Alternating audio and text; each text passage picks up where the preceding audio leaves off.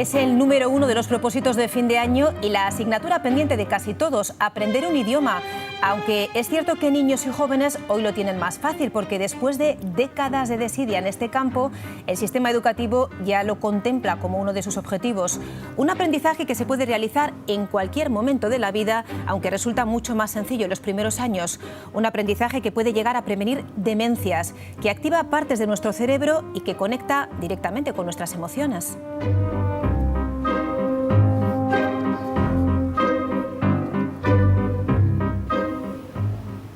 Bueno, pues hoy hablamos de cerebro, de aprendizaje y de bilingüismo o multilingüismo, porque está a punto de celebrarse en Zaragoza, dentro del ciclo Educar para el Futuro de Ibercaja, un ciclo específico sobre esta materia que preocupa y ocupa ya al sistema educativo, a los colegios, a los profesores y, por supuesto, a las familias.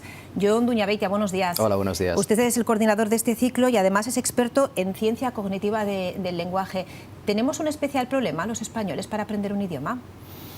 Depende con quién nos comparemos. La cuestión de tener o no un problema es siempre en referencia a otros, en referencia a países que ya tienen un sistema educativo basándose en una lengua materna y luego construyendo sobre esa dos lenguas extranjeras, pues sí, tenemos un pequeño problema porque en nuestro sistema escolar solamente estamos incluyendo una lengua extranjera y poquito a poco. Y nos ha costado mucho además, ¿no?, llegar a ese objetivo, ¿no?, a ver esa necesidad de lo importante que era incluirlo y hacerlo de forma obligatoria en la educación. Sí, yo creo que por razones históricas y también por una falta de ambición y de mira lingüísticas nos hemos quedado especialmente en el trabajo con la lengua española, muy bien hecho, y incluyendo en los currículums, dependiendo de las épocas, pues una u otra lengua extranjera, pero muy poquito, como decía. Bueno, vamos a intentar analizar cómo funciona en estos momentos el sistema educativo, vamos a ver la importancia que tiene aprender en nuestra lengua materna, por supuesto, pero también una segunda y una tercera lengua, pero antes vamos a centrarnos en el cerebro, en cómo funciona el aprendizaje de un idioma, en cómo funciona el aprendizaje de la lengua en nuestro interior, en nuestra cabeza. ¿En qué consiste? Bueno, lo primero que tenemos que entender es que el cerebro funciona de una manera holística, es decir, funciona como un todo, como un global. No podemos pretender buscar el punto en el cerebro mágico donde incorporaremos ese chip de memoria, ese USB con la lengua nueva, con la lengua extranjera, por ejemplo. Lo que tenemos es un sistema que estaba preparado para otras muchas cosas y que incorpora un repertorio lingüístico, que es el nuevo, la nueva lengua, sobre una lengua que ya teníamos. Entonces, estamos construyendo no sobre un solar vacío, sino sobre los cimientos de un edificio existente. Es muy importante tener en cuenta que el cerebro ya tiene cosas y que cuando estamos incorporando aprendizajes lo hacemos sobre una base existente. Esto es una cosa que a veces se nos olvida y que los docentes tienen que tener muy claro. No es lo mismo enseñar una lengua por primera vez que enseñar una lengua cuando ya se tiene una lengua previamente.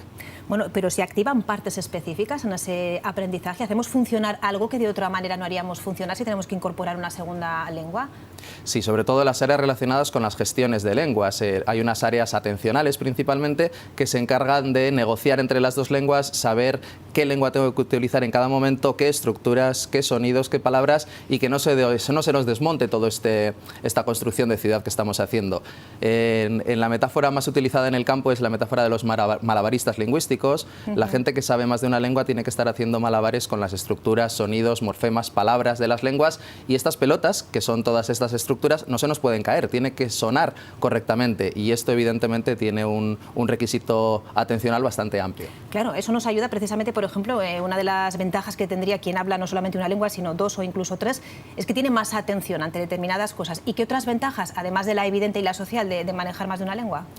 Sí, ahora lo que estamos estudiando en el campo de la neurociencia cognitiva del multilingüismo es hasta qué punto este hecho de negociar o gestionarse con dos lenguas puede tener consecuencias no solamente para el sistema lingüístico y sociolingüístico, sino más allá, para el sistema cognitivo general. Y hemos empezado por la atención. Debo decir que existe un debate en el campo que todavía no sabemos seguramente si hay o no hay diferencias entre monolingües y bilingües a estos niveles pequeños atencionales, pero una cosa que ha sido muy alentadora son los resultados en los últimos años que parecen apuntar a una pequeña demora en la aparición de los primeros síntomas de enfermedades neurodegenerativas cuando alguien es bilingüe. Y lo explico con otras palabras. Sí. Si alguien conoce y gestiona y usa más de una lengua, parece ser que si va a desarrollar una enfermedad tipo Alzheimer, lo haga 4 o 5 años más tarde que una persona monolingüe. Si esto es así y está por reafirmarse... ¿Es uno de los estudios que llevan ustedes a cabo? No, nosotros partimos de esto para implementar políticas educativas orientadas a la tercera edad, porque si esto es así, merece la pena entonces hacer políticas educativas de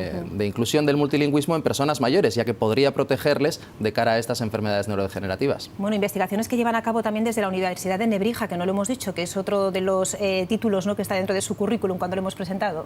Sí, soy investigador principal de la Universidad de Nebrija y ahí estamos trabajando no solamente con esto, sino también con otro tipo de poblaciones un poquito especiales que a veces se nos olvidan, como las personas migrantes, personas que vienen a nuestro país y que tienen que aprender la lengua que nosotros usamos, o las lenguas que nosotros usamos en las sociedades multilingües. Y esto también está relacionado con el aprendizaje de lenguas, con la gestión de lenguas, pero es desde otro ángulo. Siempre pensamos en nosotros aprendiendo inglés, por ejemplo, pero ¿qué ocurre con estas personas que por razones de trabajo o por razones de guerra, etcétera, como los refugiados, tienen que llegar a nuestro país y tenemos que ofrecerles un sistema educativo que les ayude a establecer el español como lengua nueva o lengua extranjera en su caso? Bueno, y además en un momento de gran conmoción, ¿no?, como es el tener que abandonar un país, el vivir una guerra, como dice, y enfrentarse a esa necesidad que es aprender un idioma y a una determinada edad también, que resulta, entiendo, mucho más complicado que los primeros años de la vida. Exactamente, ni todas las edades son iguales, ni todas las situaciones emocionales de una persona son iguales para el aprendizaje de lenguas. Sabemos que hay una relación directa entre el aprendizaje o la adquisición de una lengua extranjera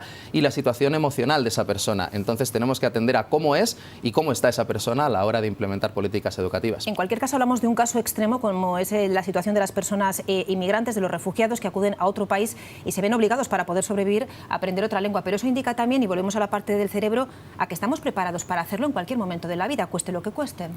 Sí, poder podemos. La cuestión es que necesitamos una metodología adecuada, evidentemente aplicada a cada caso, a cada situación, a cada edad y a cada situación personal e individual, claro, pero al mismo tiempo tenemos que dejar bien claro que existen periodos sensibles. No son periodos críticos, como se decía antes, son periodos sensibles, son ventanas entreabiertas en las que, bueno, pues cierta información entra mejor. Y por poner el caso más conocido y seguramente más dramático para todos, si queremos incorporar sonidos que no forman parte de nuestra lengua nativa, deberíamos hacerlo para tenerlos bien incorporados y bien representados en el cerebro durante el primer año, año y medio de vida.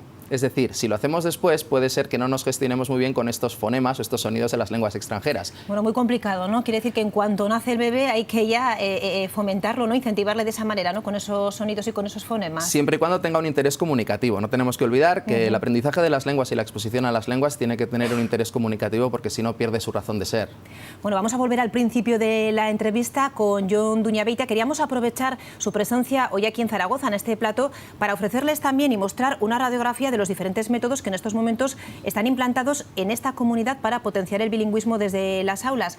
Raquel Fuertes, han ido cambiando a lo largo de los últimos años y también a razón de los distintos gobiernos. Cuéntanos. Exacto, han ido cambiando. Ahora conviven varios, de hecho son 250, más de 250 los centros en Aragón que tienen implantado un sistema u otro de bilingüismo. Vamos a ir viendo cuáles son esos sistemas que actualmente están en Aragón. Uno de ellos, el más antiguo, British Council, se imparte en 54 colegios diferentes. ¿Y cuáles son sus características? Se dan 3 asignaturas en inglés: ciencias naturales, ciencias sociales y las plásticas, la artística. Todas ellas en inglés, decimos en la mayoría de los casos, aunque también puede ser en francés o en alemán.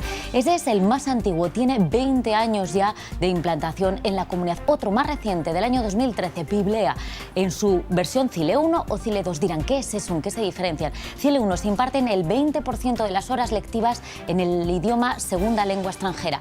El 30% lo hacen en el CILE 2. Aquí sí que cada centro determina qué materias quiere que se hablen en esa segunda lengua extranjera.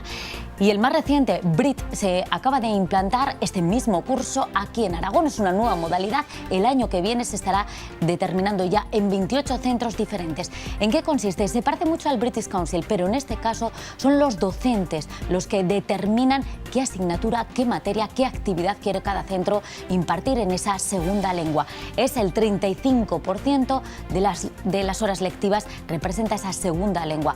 Así que ya lo saben, la mayoría de los casos aquí en Aragón es en inglés, pero también hay centros que lo imparten en francés y en alemán.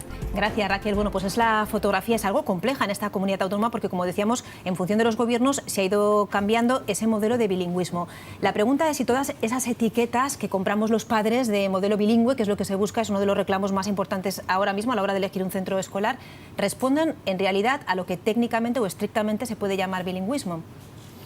Bueno, lo primero decir que estas modalidades que se han presentado también, bueno, yo las llamaría modas, no tanto modalidades. Creo que son modas que acaban convirtiéndose en norma y la gente tiene mucho deseo de que sus hijos e hijas aprendan idiomas. Entonces les matriculan en unas escuelas aparentemente multilingües, y ahora digo por qué aparentemente, sin tener en cuenta que no hay muchos estudios que refrenden la diferencia entre un 20, un 30, un 35% de las horas, ni mucho menos qué asignaturas o qué materias son las que tienen que impartirse en una lengua u otra, o si el mismo profesor tiene que impartir en dos lenguas diferentes. Estas son preguntas abiertas que tenemos en el campo científico. Algunas respuestas han ido llegando, pero me temo que estas modas, que se han convertido en modalidades educativas, todavía no han recogido el testigo de lo que estamos haciendo en el campo neurocientífico. ¿Hasta qué punto debemos pensar en que estos colegios son bilingües y los colegios clásicos, entre comillas, no lo son? Bueno, pues creo que todos los colegios son bilingües simplemente porque en el sistema estatal nos obligan a tener el inglés con una presencia relativamente fuerte en el currículum académico. ¿No tiene que haber un porcentaje determinado para que se considere bilingüe? No. ¿O un nivel determinado del profesorado, por ejemplo, para que así porcentaje o ese nivel de profesorado lo que nos dará es el apellido correspondiente a la palabra bilingüe. El nombre propio es bilingüe. Todos los centros son bilingües porque tienen o gestionan dos lenguas dentro de su centro. Unos con más horas, otros con menos horas, o más profesorado o mayor titulación del profesorado. Ahí es donde tenemos que cualificar qué tipo de colegio tenemos, pero no creo que sea justo poner una chapita de colegio bilingüe en la puerta de algunos colegios y no de otros, ya que todos tienen incluido al menos una lengua extranjera. Vamos a hablar después de multilingüismo, además de bilingüismo, porque también empieza a preocupar y a ocupar en los centros educativos. Pero antes te quería preguntar si se pierde algo cuando se estudia en otra lengua. Porque el beneficio, bueno, parece evidente, ¿no? Aprendemos una lengua, pero si estudiamos ciencias en inglés, por ejemplo, ¿estamos perdiendo algo del aprendizaje en español? Si el nivel competencial nos permite adquirir el contenido, yo creo que no. Lo que sí tenemos que tener claro es que, claro, esta lengua en la que nos están instruyendo, digamos el inglés, por ejemplo, pertenece al ámbito escolar, está muy institucionalizada. Es decir, cuando yo me refiero a alguien o a algo en inglés, estoy pensando en el ámbito colegio. Por lo tanto, lo que se pierde es la naturalidad de la lengua nativa, que es la que aprendemos en el entorno familiar desde pequeños. Y ahí es donde se crea esa pequeña brecha emocional entre las lenguas que adquirimos en el contexto escolar y aquellas que adquirimos en casa. Bueno, porque está muy ligado, ¿verdad?, las emociones al uso del lenguaje y al aprendizaje del lenguaje, como está poniendo en evidencia. Sí, tenemos que pensar que nosotros no somos ordenadores a los que nos implantan un chip o un disquete. Lo que somos personas que nacemos en una familia rodeados de emociones, siempre. Y estas emociones son el vehículo por el que nos entra la lengua. Entonces, cuando estamos en el centro educativo, en el centro escolar, nos damos cuenta de que en sí el contenido es la lengua y entonces las emociones pasan a un segundo plano y dependen casi de cada uno. Bueno, queremos acercarnos, además del esquema que les hemos realizado de cómo funcionan los distintos modelos de bilingüismo en esta comunidad, queremos conocer en concreto cómo se trabaja en un colegio. Es el Parque Europa de Utebo. Esta semana están inmersos ya en un programa específico y con ellos ha estado Ingrid Villacampa para contárnoslo. Muy buenos días, pues como bien decís, estamos en un día muy especial en este colegio de Utebo, el colegio Octavus. ¿Por qué? Porque celebra su 10º aniversario. ¿Y cómo lo celebra? Pues a través de una British Week. ¿Qué es esto? Pues sus 750 alumnos aprenden distintos aspectos de la cultura británica gracias a sus profesores y a los padres que están colaborando. Marimar Villarroya, directora del centro, muy buenos días. Buenos días. 10 años no son pocos años. ¿Cómo? Pues la verdad que con muchísima ilusión, han sido 10 años muy duros porque iniciamos el colegio pues con muy poquitos alumnos y ahora pues eso es lo que has comentado, estamos con 750 alumnos. Es un colegio que desde el principio tenemos el convenio con British Council y donde nuestra metodología siempre ha sido pues bilingüe. Y tú has sido también tutora de infantil, ¿cómo ha podido cambiar la manera de enseñar? Nuestro centro, desde que empezamos, nuestra metodología es por proyectos. Sí que te puedo hablar en comparación en otros centros que he podido trabajar, que era igual una metodología más tradicional, pero en nuestro colegio, desde que lo fundamos las de infantil, en nuestro proyecto curricular ya la metodología es por proyectos, tanto en español como en inglés. Es un proyecto común.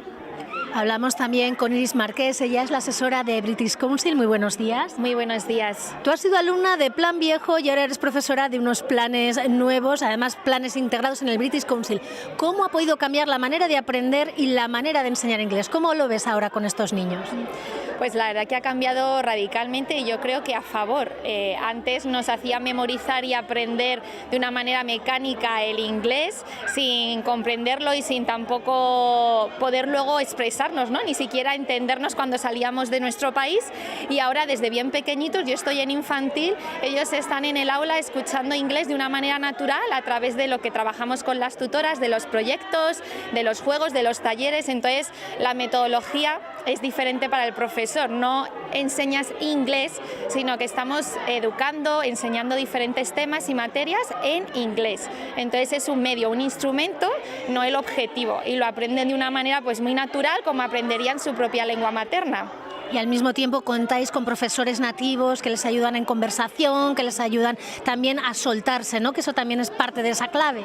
Sí, efectivamente, en el centro hay profesores nativos, los colaboradores bilingües que también tienen esa capacitación y que les permite desde pequeños pues eso, el poder aprender el idioma, y con estas festividades, esta British Week, lo que pretendemos es que también lo introduzcan y conozcan lo que es la cultura, no solo el idioma, sino que realmente se introduzcan en ese sentimiento británico, americano, australiano. O sea, realmente nos movemos por todo el mundo, pero queremos que vean que es algo útil y que les va a servir para la vida. ¿Y con qué actividades en esta British Week de este año?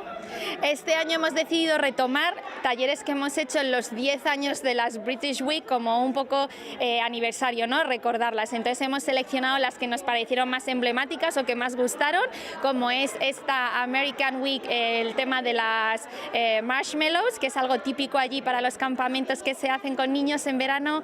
Hemos hecho estampación de camisetas, están haciendo también las carreras típicas de Cambridge y Oxford, de las universidades ahí en Londres, y también hicimos el desfile de Ascot con las carreras de caballos.